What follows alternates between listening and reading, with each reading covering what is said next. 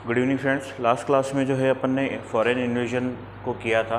Post Maurya dynasty या Maurya dynasty को ख़त्म होने के बाद जिन्होंने भारत पर फॉरेन जो इन्वेजन हुए हैं, भारत बाहर से जो आक्रमण हुए हैं, उनके बारे में अपन ने देखा।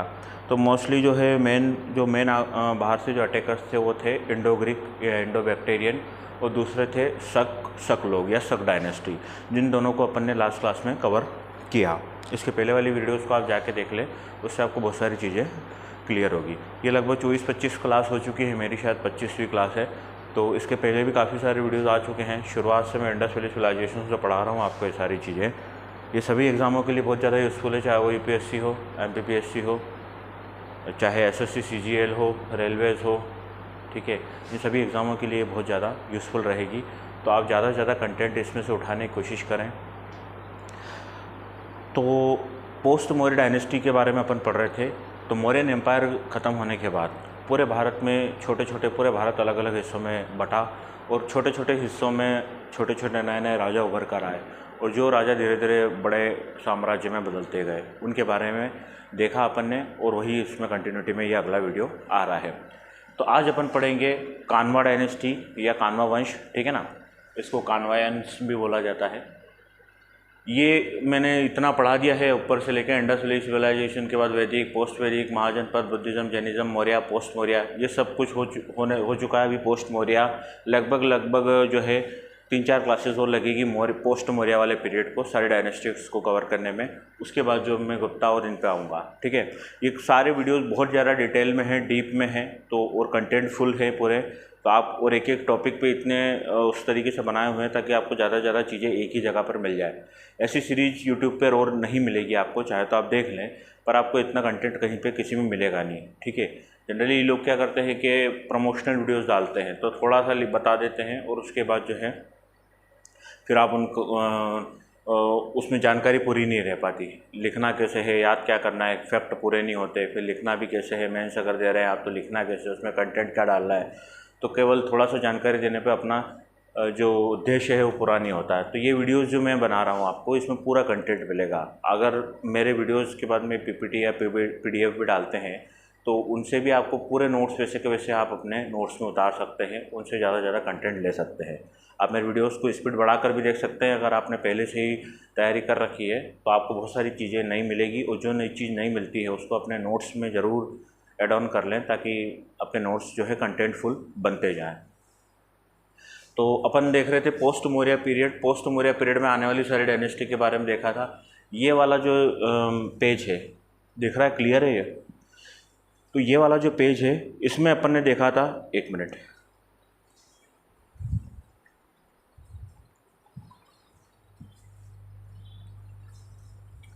हाँ। तो ये जो था पोस्ट मौर्य वाला पीरियड जो था, इसमें मैंने आपको पिछली क्लास में बताया था कि जब मौर्य डायनेस्टी ख़त्म हुई तो मौर्यों का जो साम्राज्य था वो नॉर्थ से लेकर साउथ तक, और वेस्ट से लेकर ईस्ट तक सभी, और वेस्ट में भी भारत का वेस्ट नहीं, पाकिस्तान, अफ़गानिस्तान, हिंदुकुश, ईरान, सीरिया, वहाँ तक खोला हुआ था। ईस्ट में भी ये बहुत ज़्यादा दूर तक फैले हुए थे, भारत के बाहर, बांग्लादेश के भी आगे। नॉर्थ में भी ये बहुत ऊपर तक जा चुके थे, और साउथ में भी श्रीलंका और उसके पार जा चुके थे। इतना बड़ा साम्राज्य होने के बाद, जब ये साम्राज्य अशोक के बाद, मौर्य डायनेस्टी की बात कर रहा हूँ मैं, धीरे धीरे जब टूटा, तो जब टूटने के बाद आखिरी राजा की जब हत्या हुई या मृत्यु हुई, उसके बाद जो है साम्राज्य पूरी तरीके से जो है बिखर चुका था। हालांकि आखिरी राजा के आते आते तक वैसे ही पूरा जो देश था वो स्वतंत्र हो गया था, मौर्यों की पावर से बाहर निकल गया था। उसके बाद जो है कुछ छोटे छोटे राजा अपने क्षेत्र में उभर कर आए। तो जो कुछ राजा या कुछ लोग जो मौर्यों के ही समय थे, परंतु वो उनके गुलाम थे या उनके अंडर में काम करते थे, ठीक है, वो बाद में उभर कर आने लग गए। तो कुछ डायनेस्टी ऐसी जो मौर्यों के लिए काम करती थी किसी ज़माने में, पर मौर्य जब वीक हुए, ख़त्म हुए, तो इन डायनेस्टीज़ ने, इन लोगों ने अपने आप को वहाँ का राजा घोषित कर दिया। तो उनमें ये वाली डायनेस्टी जो है, ये उन डायनेस्टी में आती है जो भारत के ही लोग थे, मौर्यों के अंडर में काम करते थे किसी ज़माने में। जब मौर्य एम्पायर ख़त्म हुआ तो ये लोगों ने राज चालू कर दिया। इनमें शुंग, कान्वा, सातवाहन और चेटी, ठीक है, ये 4 नॉर्थ इंडिया वाले पूरे सेक्शन में, इन चारों का कब्जा समय के साथ हुआ, अलग अलग क्षेत्र में, समय के साथ अलग अलग पीरियड में।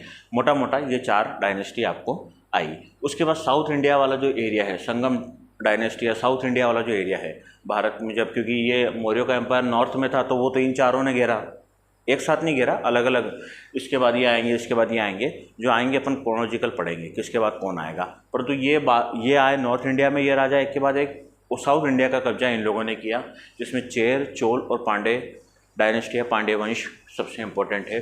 और कुछ ऐसे लोग थे जो जब मौर्य एम्पायर ख़त्म हुआ तो उनको अपॉर्चुनिटी लगी कि यार अब इंडिया पे या भारत पे अटैक करके वहाँ का जो है पूरा एरिया कैप्चर कर लेते, क्योंकि अब कोई वहाँ पे बड़ा राजा है नहीं, सारी छोटी छोटी डायनेस्टी थी शुरुआत में। तो ये वो लोग हैं फॉरेन सक्सेसर जो बाहर से आए भारत पर अटैक करने के लिए, जिसमें बैक्टीरियन, ग्रीक, शक और ये सारे चीज़ें हैं। ठीक है, तो ये मैं आपको क्रोनोलॉजिकल पढ़ूंगा। क्रोनोलॉजिकल का मतलब जो पहले हुआ वो पहले, मौर्यों की हत्या के बाद आखिरी मौर्य जो राजा था भद्रथ, उसकी हत्या करने के बाद उसका जो सेनापति था जिसका नाम था पुष्यमित्र शुंग ने अपने राजा की हत्या कर शुंग डायनेस्टी की स्थापना करी। तो शुंग वंश जो है, शुंग डायनेस्टी जो है वो मौर्यों के बाद इमीडिएट सक्सेसर है ना। जैसे मौर्य खत्म हुए नॉर्थ इंडिया पर शुंगों ने अपना कब्जा किया, तो इसके बाद मैंने आपको ये पढ़ाया था। फिर उसके बाद क्रोनोलॉजिकली में इनके बाद ये लोग नहीं आए थे, ठीक है ना, इन लोगों का थोड़ा सा गैप है, साथ साथ में ये बाहर से भी अटैक चल रहा है। तो उसके बाद मैंने आपको इंडो ग्रीक, बैक्टीरियन ग्रीक बताया था, और फिर शक या साथियों इसके बारे में अपन ने लास्ट क्लास में देखा था। ये दोनों क्लास में अभी देख लेना, मेरी शायद अपलोड हो चुकी है दोनों क्लासेस, उसमें भी आपको चीज़ें डिटेल में देखने को मिलेगी।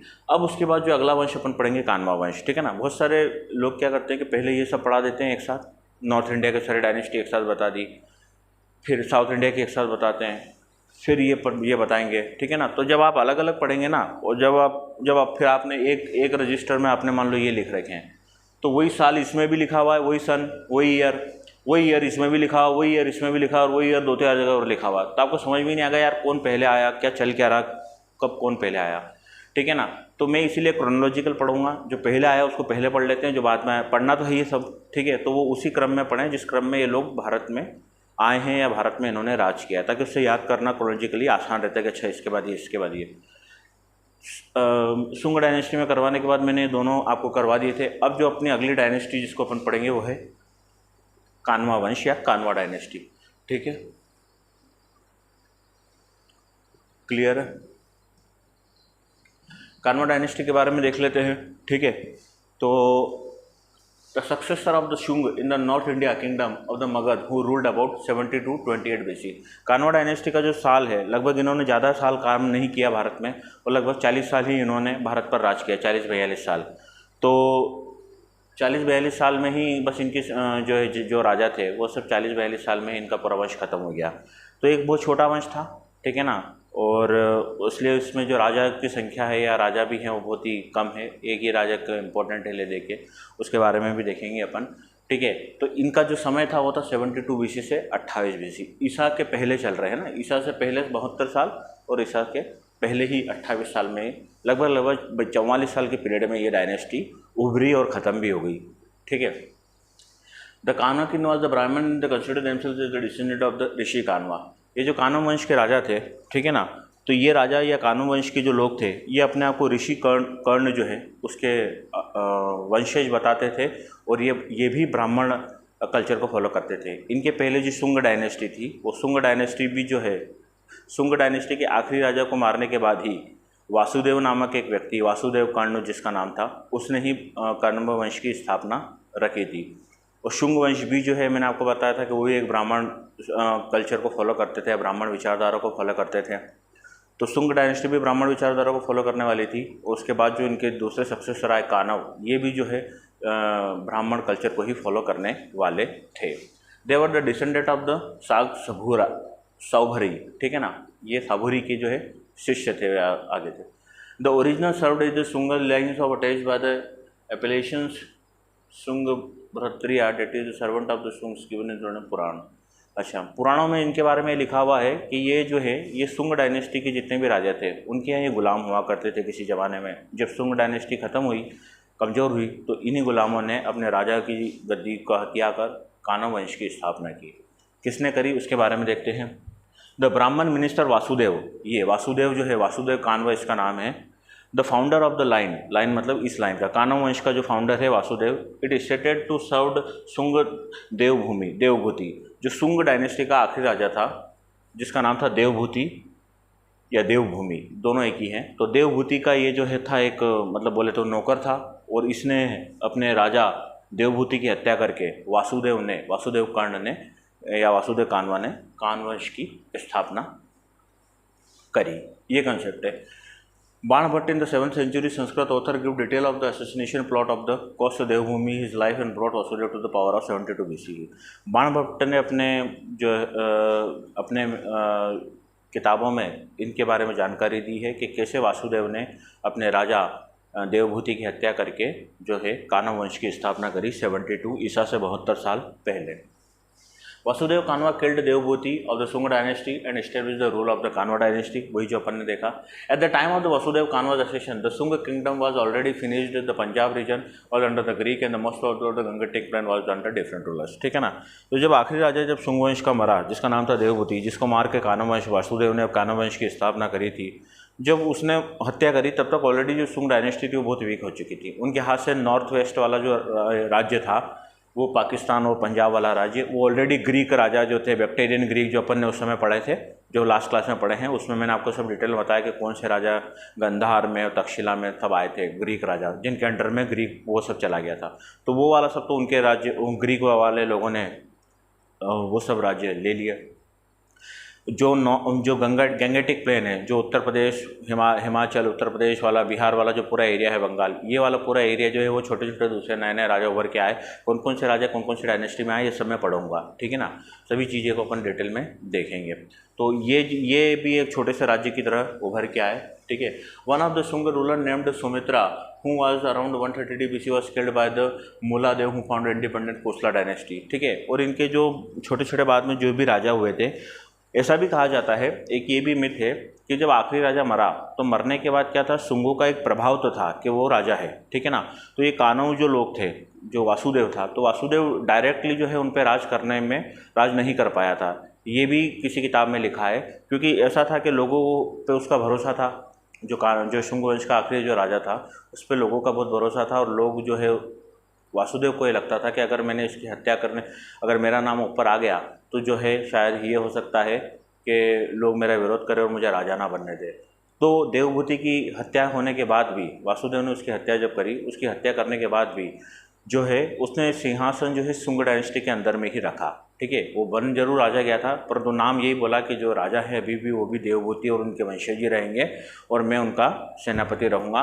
और मेन मतलब प्रधानमंत्री हो गया था और राष्ट्रपति उनको बना रखा था, है ना। काम करने वाला सब इसके अंडर में आ गया था, है ना। होता है ना, राष्ट्रपति बस ऑर्डर पास करने का काम करता है, प्रधानमंत्री तो मेन काम करता है। मतलब मेन जो काम करने का सारा हथ इसने ले लिया था, पूरी सैन्य पावर वगैरह सब इसने ली थी, और नाम के लिए जो है उनको बैठा रखा था ताकि लोगों का विद्रोह ना हो। और धीरे धीरे जो है वो उसने जो आने वाले कुछ लोग राजाओं को भी ख़त्म करके अपने आप, जब जैसी वो पावर में आता गया, उसने अपने आप को राजा घोषित किया और कान्व वंश की स्थापना कर डाली। Although the Puranic literature indicate the Kanva dynasty ruled from the former capital of the Sunga Empire, Pataliputra Magadh.